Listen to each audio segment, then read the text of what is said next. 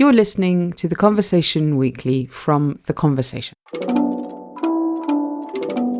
When Bill Yen was an undergraduate freshman at Northwestern University in Illinois, he began thinking a lot about soggy soil. So if you ever drive by a mall near Chicago, you'll see these kind of swamp-looking thing like a pond next to the mall. So those are actually for when it rains. Those swamps will collect the rainwater, actually filters them, it cleans them. So it's a natural process, and then it drains into the lake. These drainage systems are called bioswales, and they're an important part of the city's green infrastructure. Bill began thinking about them because of an initiative called the Array of Things project, which wants to turn Chicago into a smart city. We're adding sensors everywhere to gather data for actionable insights regarding policy and engineering. And we found that it's really easy to add sensors to things like traffic lights, streets, buildings to monitor these things. But it is incredibly difficult to put sensors in green infrastructures and places where our existing power grid doesn't reach. And those are very important in Chicago because we want to monitor things like stormwater, pollution, also like flood events. I met Bill in late 2024 in Dubai at the Prototypes for Humanity conference and awards, which are supported by the government of Dubai. They're a showcase for sustainable solutions to the world's problems, where researchers are also introduced to potential investors. One of the problems that many of the scientists I met there are trying to solve is how to create batteries that are less reliant on lithium, the material used to make more than 2/3 of the world's rechargeable batteries today. Bill is now a PhD candidate in electrical engineering at Stanford, and he and his colleagues are working to develop a new type of sustainable battery. For them, the inspiration was back in Chicago and the problem of how to power an environmental sensor that would be put into the soggy soil of a bioswale. If you try to put a battery there, it is impossible to retrieve. Right? Because you're burying it in essentially pretty much a swamp. If you put a solar panel there, in a day or two, it would be covered in mud and rendered useless. So we were thinking, okay, what is the one resource that is present in all of these environments that we can take advantage of to generate power, and that is soil, because soil is ubiquitous. So Bill and his colleagues came up with TerraCell. TerraCell is a fuel cell that generates power using microbes in the soil. So unlike conventional batteries that contain chemicals that we have to import from places all over the world and they get used up and eventually turn to e-waste, TerraCell is unique in that it just uses the organic carbon from the soil itself. So we have special microbes that grow on them, and it breaks down the carbon around the cell, and then that actually gives us enough energy to run things like wireless sensors to detect very important environmental parameters like soil moisture. So we can go out there, bury our device, and actually this works better in wet, really dirty environments that typical electronics will just die in. So the really unique thing about our design is we are able to take microbial fuel cell, which is a technology that has existed quite literally for 100 years, for the first time into dry soil, because usually microbial fuel cell is a technology that works entirely underwater in like wastewater or in marine sediments. And so in front of me on the table, there's like a purple box with a little kind of card attached to it. Tell me what it is. Yeah, so this purple box actually is TerraCell. So it's this about a paperback book sized device, and the bottom disc you see there is the anode, and then this little window cutout you see here is the cathode. So our microbes actually grow on this little disc on the bottom, and they break down the carbon in the environment, and the cathode just allows basically the chemical reaction to happen, and then it has to be exposed to air. Around the world, multiple teams of researchers like Bill's are trying out different alternatives to see whether they can make an efficient, powerful and more sustainable type of battery. And for this episode, I've been speaking with scientists who are testing a variety of potential battery materials about the promises they may offer. I'm Gemma Ware, and you're listening to The Conversation Weekly, the world explained by experts.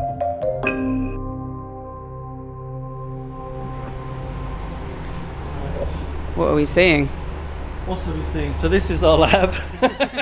It's late May, and Lawrence Hardwick is showing me around his lab at the Stevenson Institute for Renewable Energy at the University of Liverpool in the UK. He's a professor of electrochemistry focused on finding new ways to make batteries. I was just going to show you some of the things. So we make new materials, and then we make an ink, and we cast it onto either copper or aluminium. So that this is how we manufacture our own electrodes.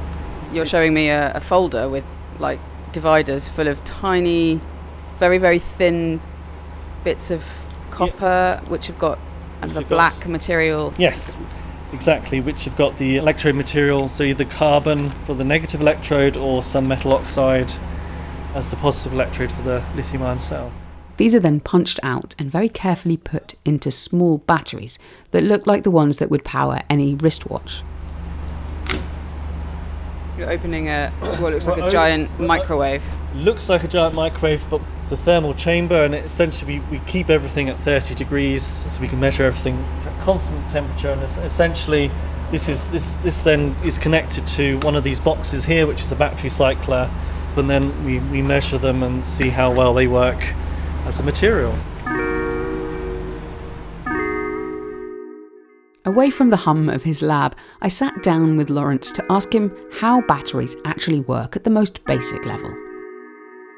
So a battery comprises of two electrodes, known as either a positive or a negative electrode, or an anode and cathode. And in between these two electrodes is a liquid or a solid electrolyte. And it's the role of that electrolyte to conduct ions.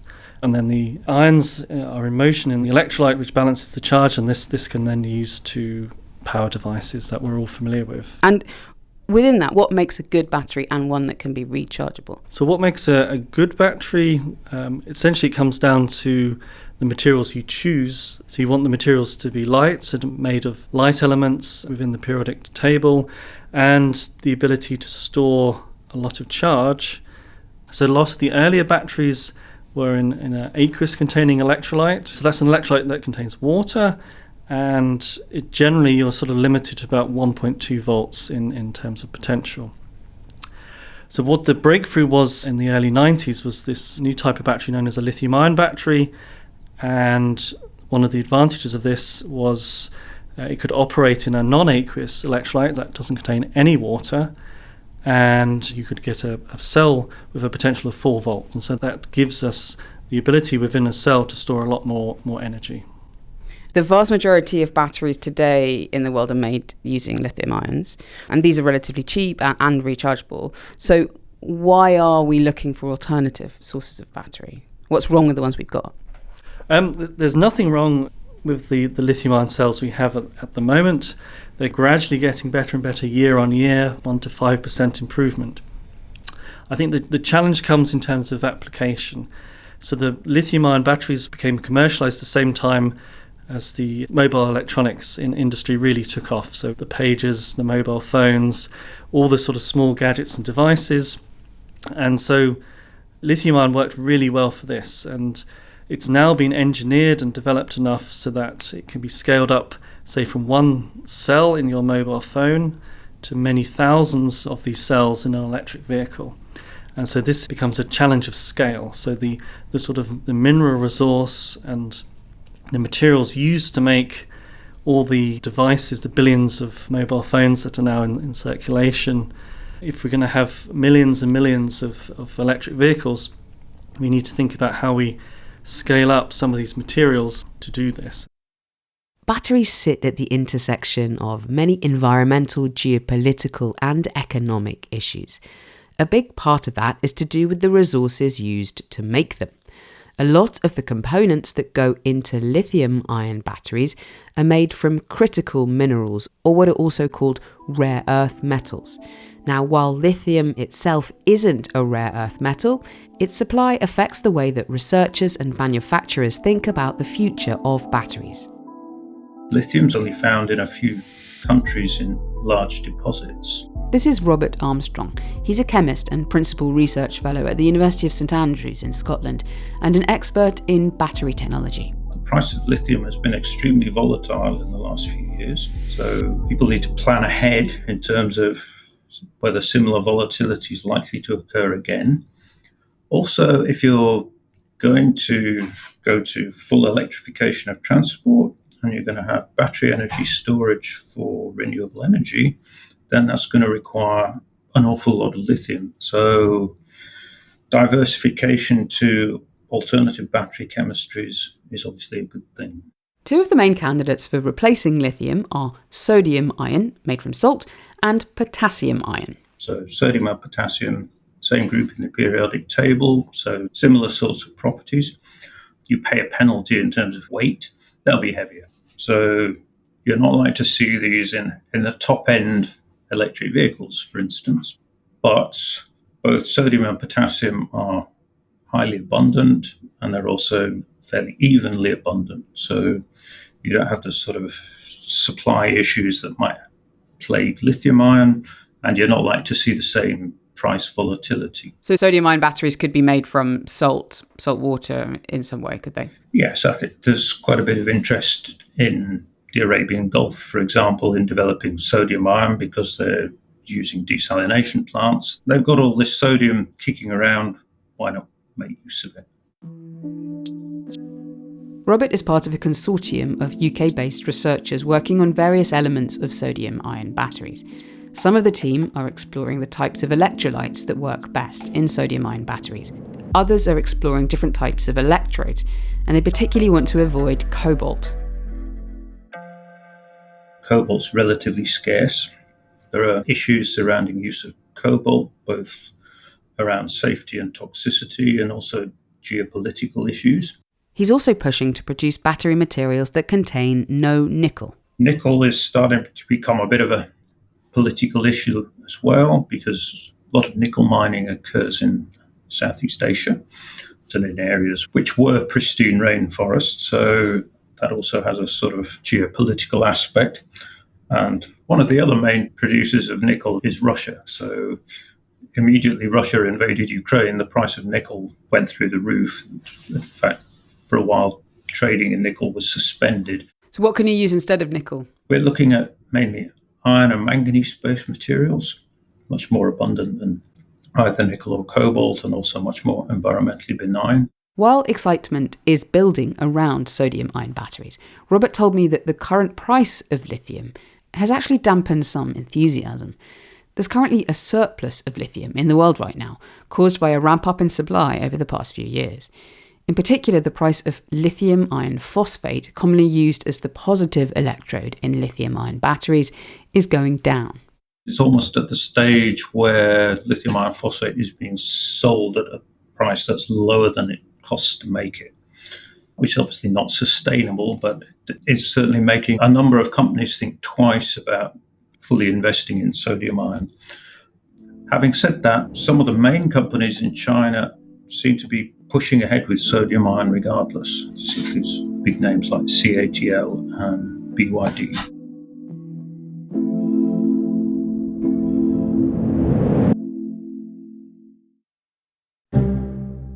Every week, Michelle Grattan offers you a ringside seat to the latest in Australian politics with interviews and insights from political insiders.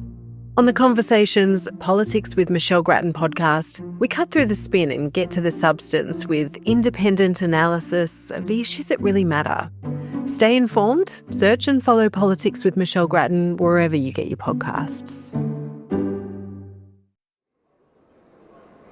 Back in Dubai at the Prototypes for Humanity conference, I met another researcher trying to make batteries out of something even more abundant. So we have developed here a new material which was produced from different waste streams. Specifically, this one includes waste coffee.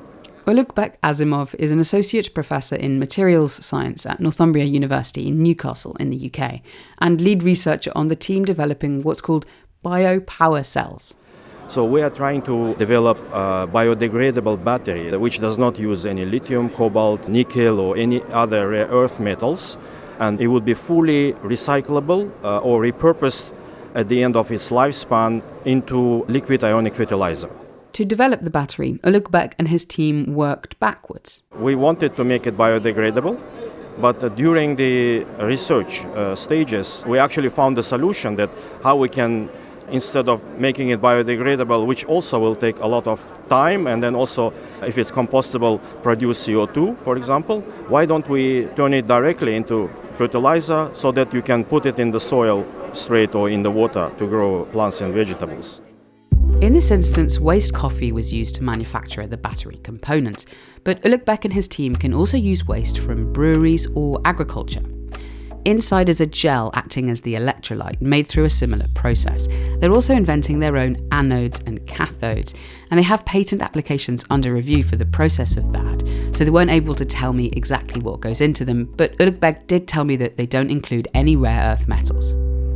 And basically, we assemble the cell as a battery, and then it will work as normal battery. It will be rechargeable, and at the end of the lifespan, we put everything together, drop into boiling water, and it will be turned into liquid ionic fertilizer. And how does it perform against other batteries? So at the moment, in terms of energy density, for example, we exceeded alkaline batteries and lead-acid batteries. We're at the similar level with the sodium-ion batteries, and we are lower, performance-wise, lower than conventional lithium-based batteries.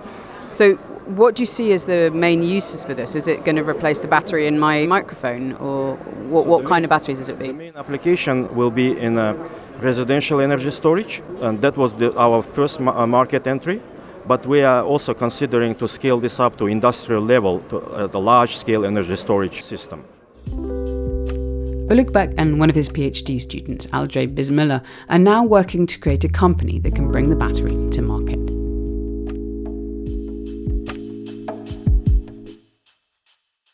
We need to continue working on improving the amount of moisture that the cell needs to run. We want to continue to... Bill Yen and his solar-powered battery, TerraCell, won $20,000 from Prototypes for Humanity because they won the energy category of the 2024 event. Since then, his team, which includes researchers from multiple universities in the US, are now conducting more comprehensive studies to test how TerraCell might be deployed in various different scenarios. Bill told me that an important part of why they're doing this is to make sure that as we begin collecting more and more data about the world around us, we use sustainable batteries to power the sensors that collect that data. People talk about scaling up the Internet of Things, deploying more sensors, more technology, but what happens to all these technologies at the end of life? They become e-waste. And right now our infrastructure, just very much like the infrastructure for recycling plastic, is not prepared for the amount of electronic waste that we create every year. So with our device, it doesn't require any sort of rare minerals that has to be mined or imported from different parts of the country. It's actually entirely carbon-based. So you can make our electrodes and make our scaffold with just plant-based material. You can make this thing from coconut husk, from corn husk, and then at the end of life, they're inert and they don't pollute the environment. So we want to be good stewards of the environment and design for people, not just our immediate users today, but also the people who are going to be inheriting our world in the future. Great, well, it sounds like a fantastic project. Good luck. Thank you so much. Back in Liverpool, I asked Lawrence Hardwick what the challenges are for scientists like Bill Yen and Ulugh Asimov making sustainable and biodegradable batteries. You can make battery materials out of a lot of varying degrees of biodegradable materials. One of the more common ones is coconut husks, and it can be made into carbon used for electrochemical capacitors, coffee grinds. I think we've had projects where people have used chicken feathers, and I'm aware of things, people using pig bones and things like that. So any biomaterial can be carbonized to make a sort of active component. I guess in terms of scale up, some of the challenges are sort of batch reproducibility. Obviously the source of the biomaterial is going to be slightly variable as well, so I think it's more on that side where it becomes a challenge to sort of get the reliability of the biomaterial. Are they anything more than just fun? I think in some certain circumstances, as I said, the coconut husk material is one where you have a source that doesn't have much variability. So I think in those circumstances, if a real advantage can be demonstrated over taking some precursor, then I think that it stands a reasonably good chance of being commercialised. In his own lab, Lawrence is working on a number of different types of battery materials, including lithium, sodium, magnesium, and calcium oxygen cells. He's also looking at solid-state batteries. They offer a lot of potential energy gaining benefits and safety benefits. Could you just talk me through how a solid-state battery works then in a different way? Yes, so you no longer have, in the case of lithium-ion, an organic solvent which the ions can conduct through. You have this ceramic material, so you remove a lot of the flammability, and you have an increased safety of the device as well. And the challenge historically has been that the ion conduction for a solid system has been much lower than liquid, but now there's a huge amount of materials improvement and development, so you can have ion conduction which is sometimes are even better than what can be achieved in a liquid electrolyte, which is quite exciting. And how do you get a battery that's just a ceramic plate? Sorry, it's difficult for me to get my head around that as somebody who just uses a plate to eat off. Essentially, these are ceramic materials. They have the structure in which ions can sort of hop within the sort of solid framework. So rather than a liquid where you'd have moving solvent where ions can hop from one solvent where it's coordinated with to the next solvent, you have these fixed hopping sites in the solid structure where the lithium ions are moving across. While there are still technological challenges to making solid-state batteries at scale, some car manufacturers, such as Toyota, are putting a lot of research effort behind them.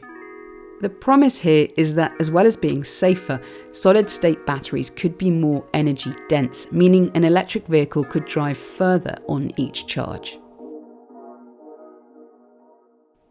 On the horizon is a new rule coming into force in the European Union on the 1st of February 2027 that means all electric vehicles and industrial batteries over 2 kilowatts will require a unique battery passport.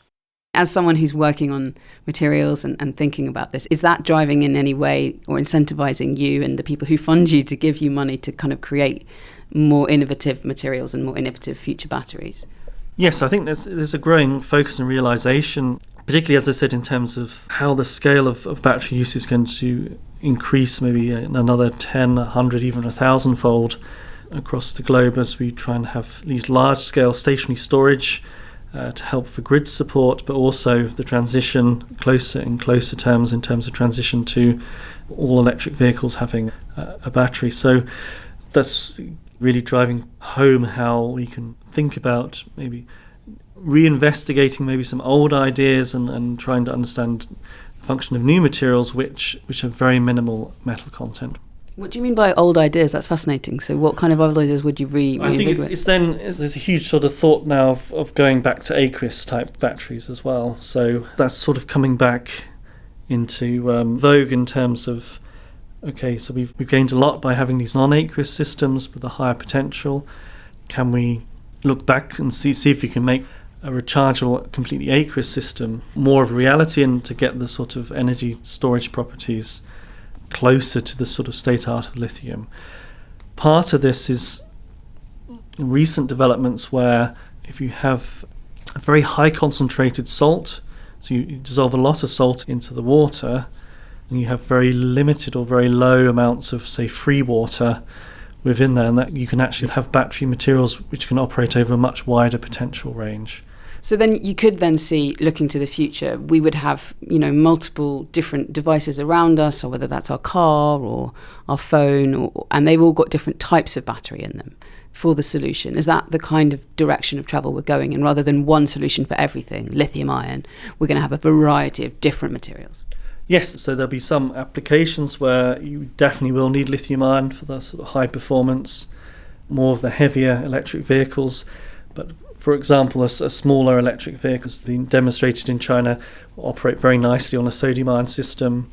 And then for the sort of larger scale energy storage, it'll be much more cost-effective, safer, resource-friendly to have some of these more larger scale aqueous systems or looking at materials which have minimal amount of transition metals present within the material.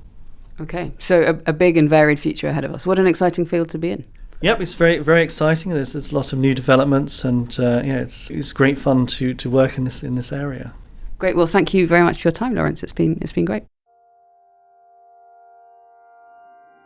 That's it for this week's episode of The Conversation Weekly. Applications are now open for early career researchers around the world to submit their projects for the Prototypes for Humanity 2025 event in Dubai, and we'll put a link in our show notes for anyone interested in doing that. This episode was written and produced by me, Gemma Ware, with assistance from Mend Marawani and Katie Flood, and sound design by Eloise Stevens. Our theme music is by Nita Saul. If you'd like to get in touch with us, you can email us directly at podcast@theconversation.com. Do also sign up for The Conversation's free daily newsletter by clicking on the link in our show notes. The Conversation is a non-profit news outlet dedicated to sharing the work of academic experts with a wider audience. If you like what we do, please support us at donate.theconversation.com, and please rate and review the podcast wherever you follow us. Thanks very much for listening.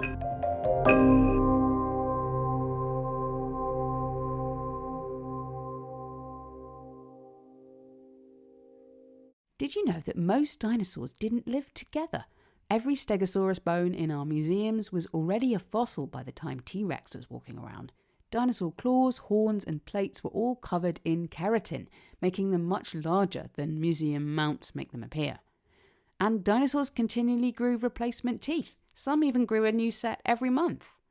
Every week, I Know Dino shares amazing new scientific discoveries about dinosaurs on their podcast. A new dinosaur is named nearly every week, and I Know Dino is the only podcast which covers every one of them.